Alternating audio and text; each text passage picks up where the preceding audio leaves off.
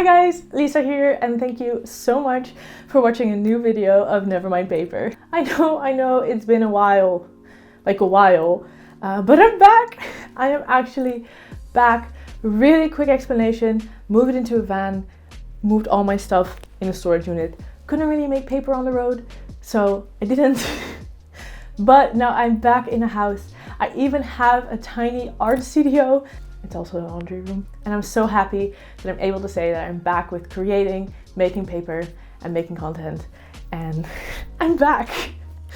I cannot express to you guys how heartwarming it was to receive all the messages from you guys and all the comments, all the DMs, all the tags from everyone still watching my content, creating their own stuff, wondering where I was. I'm so grateful for you for that, honestly. Just knowing that my content lived on while I wasn't posting, it motivates me more to start creating again. It was overwhelmingly sweet, and thank you to each and every one of you guys who kept watching my stuff and kept creating, because that's so important. So thank you so much. It means the world. Just please know this. I thought it would be a really fun start to just make a journal again, see where it takes me, see what creativity brings me.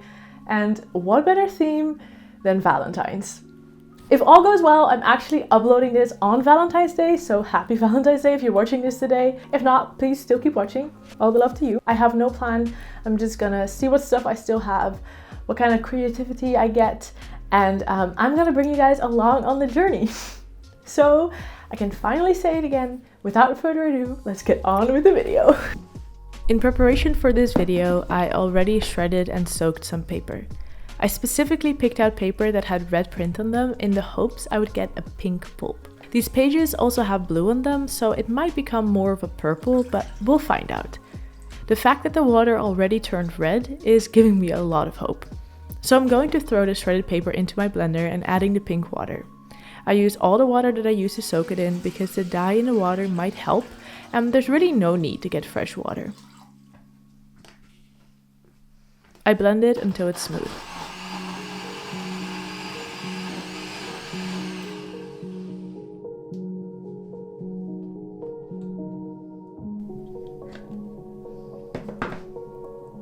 This is what the pulp looks like, and I am in love with this light lilac color. I am a little worried about them turning out a little too light, but only one way to find out. I then strain most of the water out of the pulp and collect it all in a box.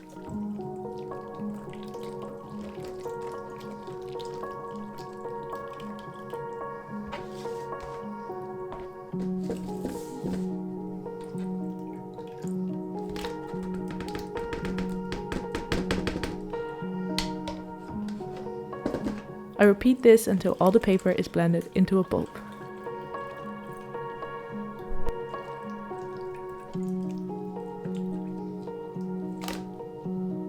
Then I'm ready to shape the paper. I am making A4 size pages, so I have a big box of water and I need to start with a lot of pulp in the water so the pages will be thick enough.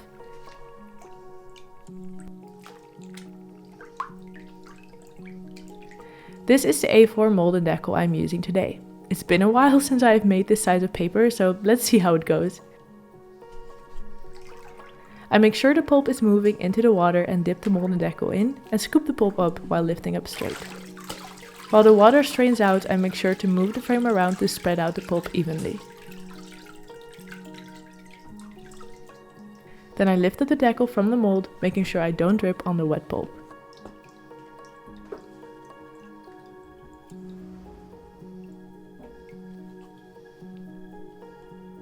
I actually collected new transfer sheets and cut them yesterday for this project, but it's always hoping that they work with the pulp and actually allow me to transfer. I press out a lot of the water with a sponge and make sure to put pressure on it to help press the pulp into the cloth.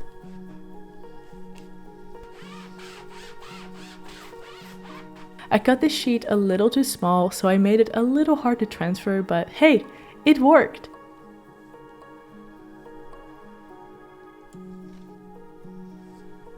Then I just keep making pages.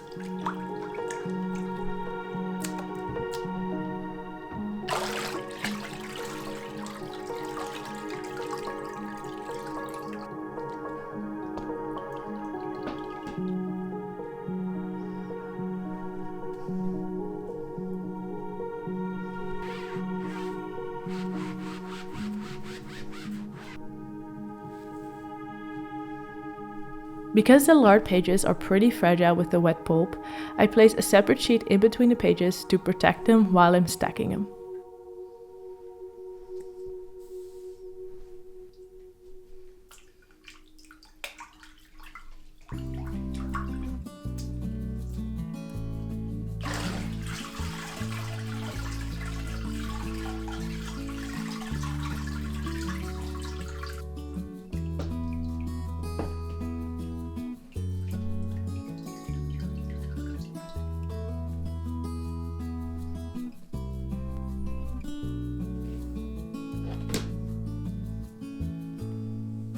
Once I've created a stack of pages, I hang them up to dry on my drying rack and let them dry overnight.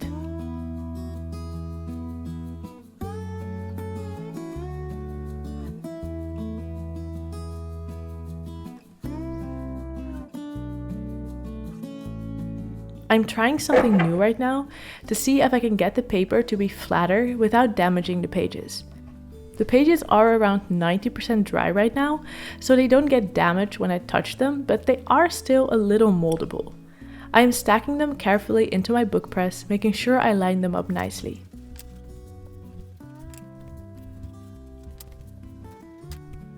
I also place a piece of felt on the bottom, in the middle, and on the top to catch any water that comes out. Also, let's make sure to put all the clothespins away.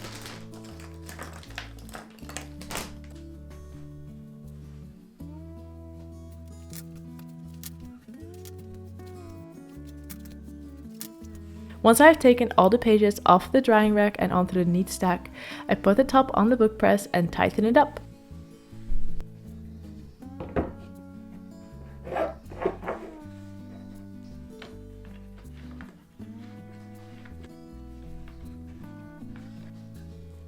It is now going to take quite a while to dry like this, so if you do this, make sure you have time to let it dry, until you have a stack like this.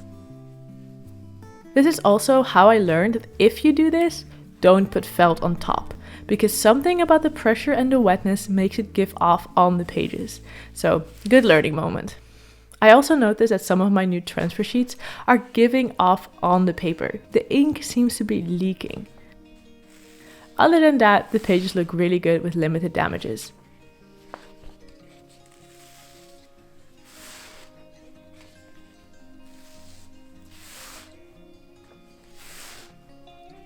I peel off every single one separately from their sheets until they're all off, and I'm left with this nice stack of homemade, very light lilac pages, all ready to be made into a journal.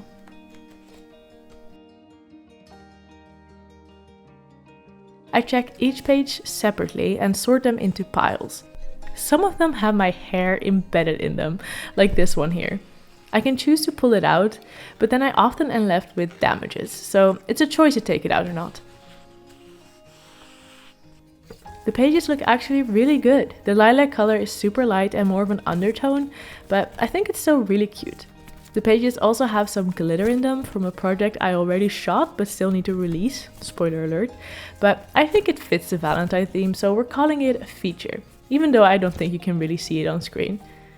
There are some damages and some pages that turned out too thin, so I basically have 3 piles. I have a usable pile, not usable, and a maybe pile.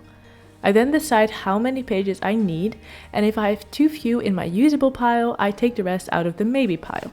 The not usable I keep for future projects or for testings, and worst case I can even recycle them, but I haven't felt the need to do that yet.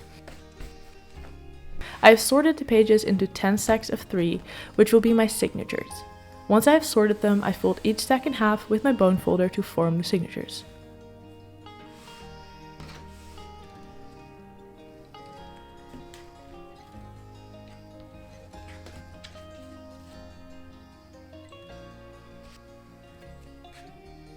Then I need to create a template for the binding. This video is apparently all about trying new things, so I'm also experimenting with a different stitch. I'm just making up this stitch as I go along, as I couldn't decide which one I wanted to use. I knew I wanted to use ribbon to secure the cover to the text block, but that's how far I got. I just take a piece of printer paper, a ruler, and a pencil. Also, please appreciate this adorable pencil from Aphrodite's Art. They're fellow artists in the Netherlands with adorable stationery. For the template, I have decided to place space for one ribbon in the middle, then spacing it 2 more ribbons on each side evenly, and then this is a template I ended up with. I mark which way is up so I can make sure it's the same way on each signature, and I label it the ribbon stitch, since I just made this up and I have no clue if it exists, and if it did, what it would be called. I can then start poking the holes into the signature. I line up the template in the middle, place it on my felt pad, and poke the holes with my awl through the template.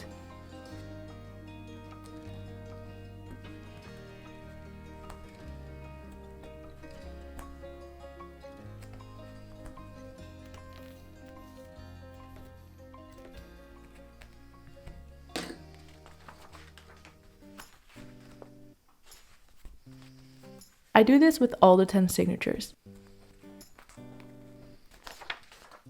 Then my text block looks like this. Ready for binding.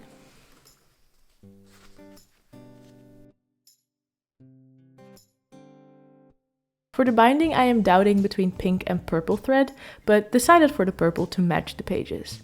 I cut 3 pieces of ribbon of roughly the same size and cut off the purple thread.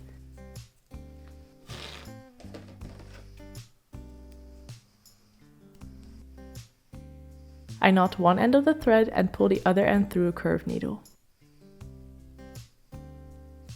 I also stick the ribbons down to the bottom signature with washi tape to make my life easier.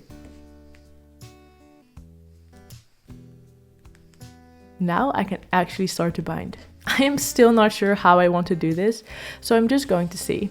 I start from the outside and weave through. Then I loop around the ribbon and do this for all 3 ribbons.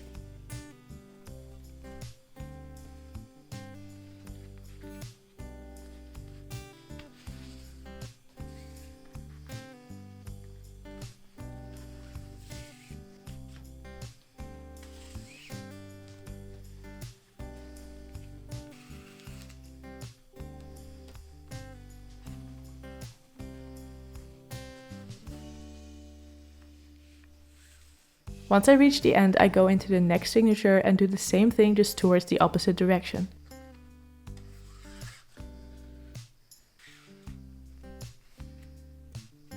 But while looping over the ribbon, I first go under the previous loop to create a cross. And this I repeat for all the signatures.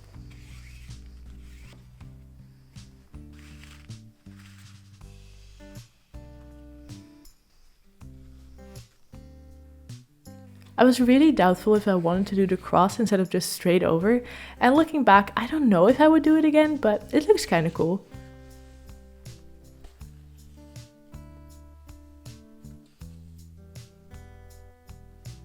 Once I've bound all the signatures together with this stitch, it looks like this. I was a little sloppy with the stitching, but it looks like a really solid text block. I wasn't sure about this, but I do think I would like a slightly curved spine, so I moved the signatures a little until I'm happy with the look and place it secure in between a small press. I then glue the spine with PVA glue and some mesh so it's super secure and won't come loose.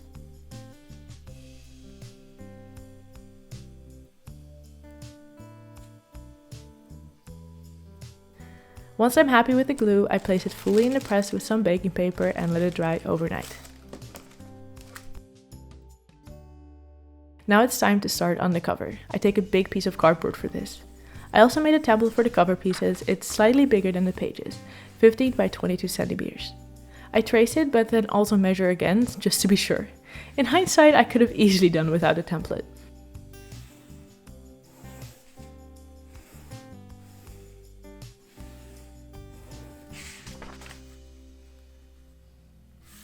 Once I'm certain the measurements are good, I cut the cardboard.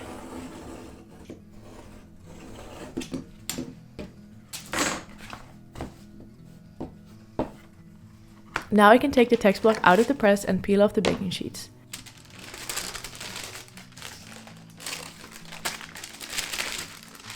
It actually looks really sturdy, but I don't really like the way the spine is looking, but we'll fix that later. I mark a spot for each ribbon and create a hole to pull them through.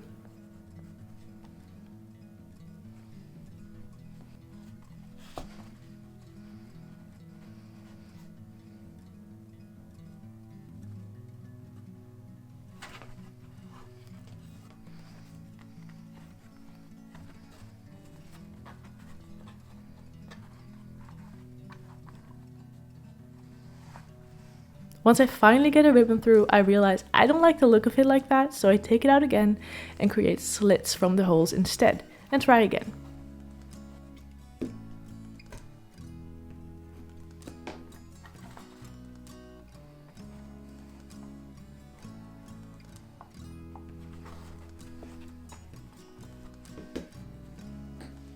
Much better.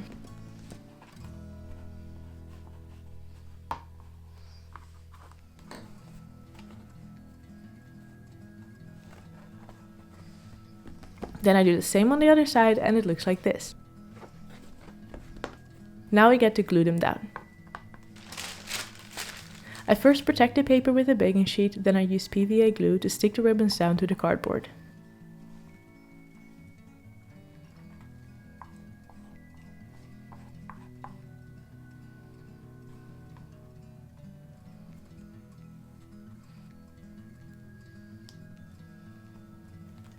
Then to make sure to close it properly and flip it over to do the other side the same way.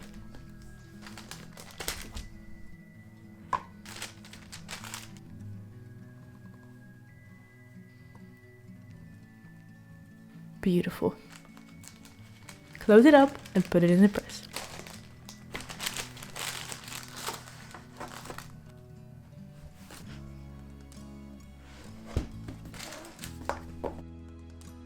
Now we get to make the cover pretty. I dug into my scraps of fabric I buy from seamstresses and I found this cute lilac fabric that looks like it would go nice with the paper and matches the thread almost exactly. So the first step is to iron out the wrinkles.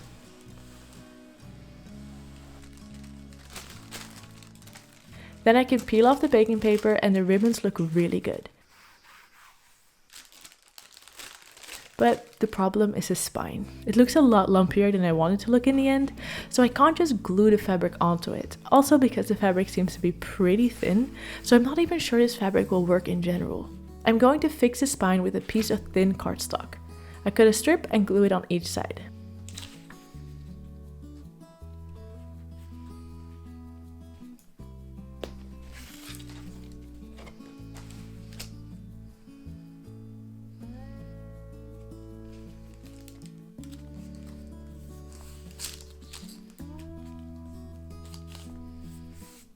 So now I have this and I can start with the fabric. I first add glue to the spine and then pull the fabric over.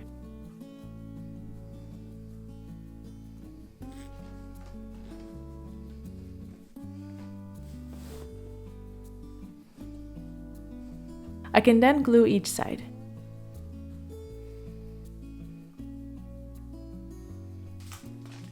Can't forget to protect the paper.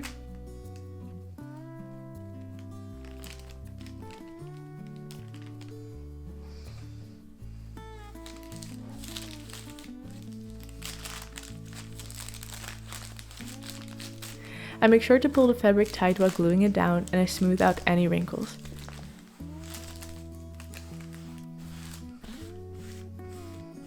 Then repeat it on the other side.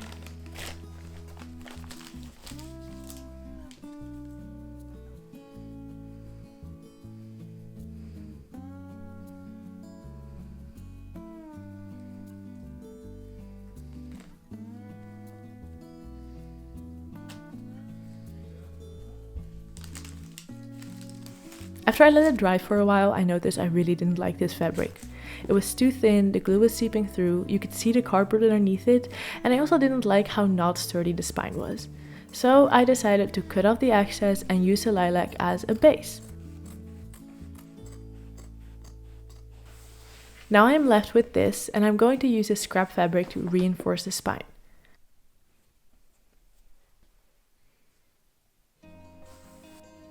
Then I realized you're going to feel this, so I should do this neatly. So I cut an actual straight strip and glued that over it.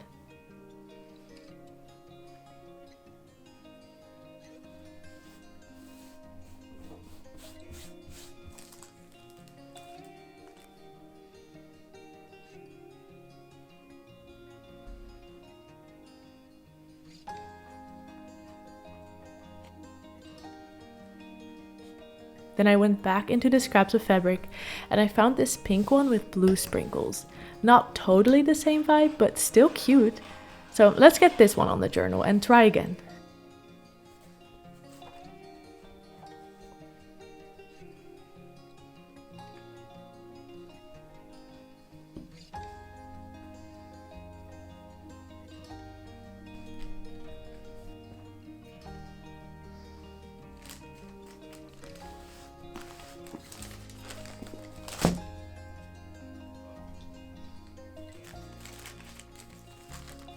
This seems to work a lot better, so I'm going to actually wrap this one properly by cutting the edges and folding them in.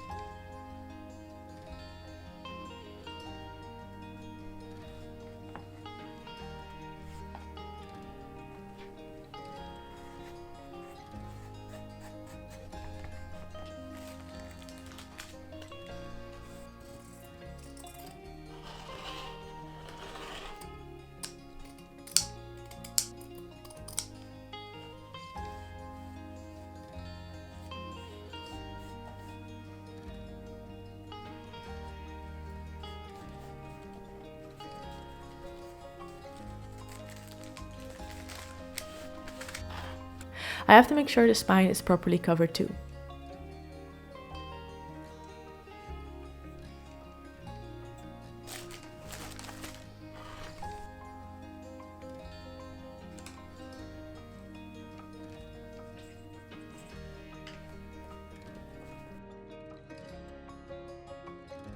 I'm thinking about creating a closure with polymer clay and magnets.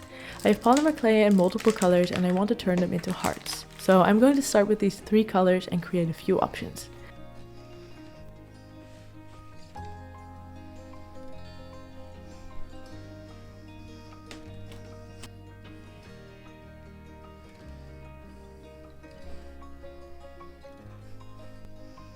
I baked them and ended up with these. I added the blue option after we switched to a different cover to match the blue sprinkles. Now I have to decide which one I actually want to use. These 2 I instantly like least, so I'm putting them to the side, and then we have 3 left. These are them on the journal. I like the pink, but I think it's just the wrong shade for the fabric, and the blue just works very well with the sprinkles. So this is the type of closure I'm thinking. I take a band that wraps from out like so, and then it closes with a magnet. But I don't like to use the same fabric as the cover, so for the last time I went through my scraps and came up with this dark blue fabric with a slight texture. So I cut it to size and I'm now going to sew it together as a band. It would be so much quicker if I had a sewing machine, but I only have this. So I'm pinning it down inside out and sewing it by hand. I'm really not a strong sewer, but I make it work.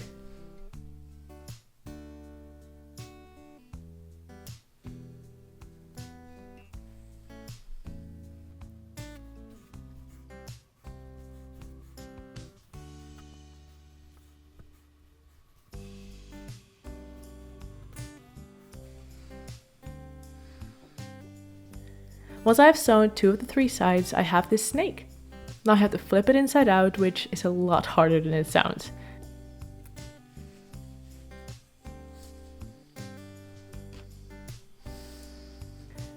I gave it a quick iron and now we have a flat band. The fabric did start to fray a little, so I just burned them away with the lighter.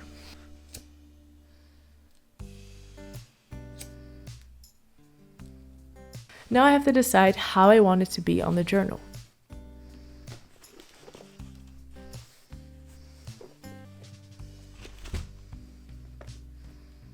I also glue the magnets into the heart and into the band.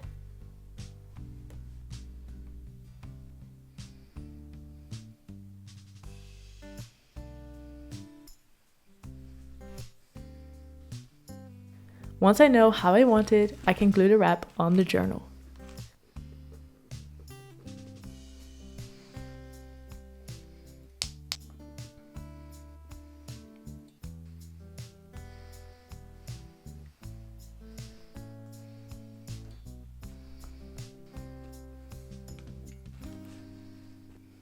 I then also hide the magnet in the heart by adding some blue cardstock.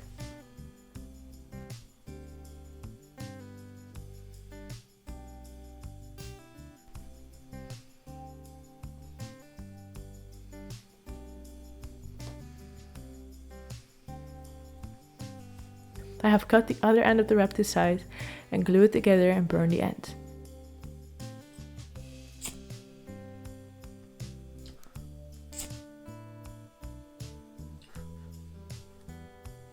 Then I glue it to the heart without overlapping the magnets.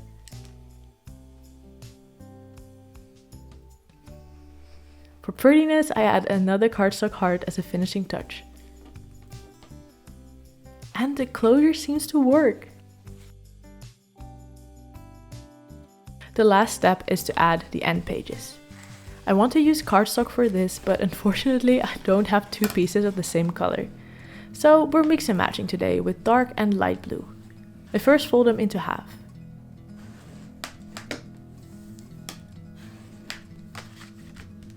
Then I realized they are too big, so I cut them down.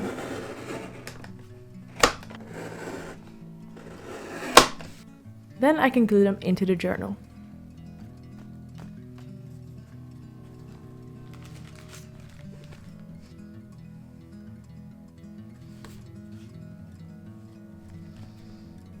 After the first, I also realized I had a better way of attaching them, so I do that with the second.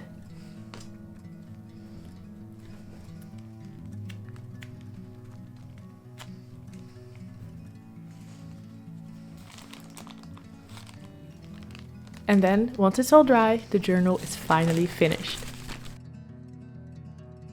I really like that I tried new things with this journal, even though I wouldn't do a lot of the things again. The purple in the paper could have been brighter. It looks almost white most of the time, especially on camera. I like the closure a lot, even though it's a pretty shoddy sewing job. The fabric for the cover is adorable, doesn't matter that it wasn't the original vibe. The spine actually turned out pretty sturdy in the end, and I like the shape. I really hope this journal showed that you should always try new things and that mistakes can be fixed or turned into features. Thank you so much for watching for finally a new video. I can't believe it's finally up and we're doing this again. I really hope that you enjoyed it and I hope that you stick around for the next video because I'm hoping to create many more. We're back. I have a studio. Thank you. I don't know what else to say. If you have any questions, please leave them down below. I'll try to answer as much as I can. And if you want to see more of me, you can follow me on TikTok or Instagram at nevermindlisa on both. And for now, thank you so much for watching and I hope to see you next time. Bye! You will stick along. Stick. And that you will... I really... Stick. Huh? What do I want to say? I really hope that you will... Huh? I really hope that you will stick. How can I rephrase this? I really hope that you will stay